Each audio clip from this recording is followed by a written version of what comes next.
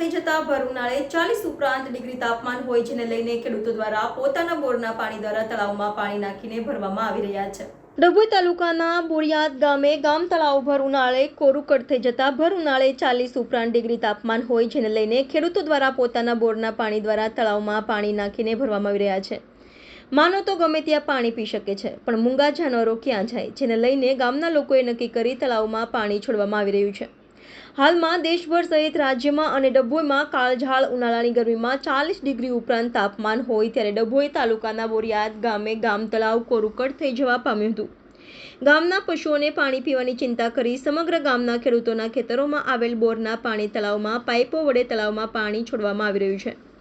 આ ગામ જેવો અન્ય ગામો પણ પાણી ભરવામાં આવે તો પક્ષીઓને પાણી માટે એમ ઘટકો ના પડે। હાલ 40-44 ડિગ્રી તાપમાન વધી રહ્યું છે, જેથી કરી મૂંગા પક્ષીઓ પશુઓ પાણી પી શકે અને પાણીમાં રહી શકે તે પ્રમાણેનું તળાવમાં પાણી ભરવામાં આવી રહેતા માનવતાની મહેક પ્રસરી જવા પામી હતી।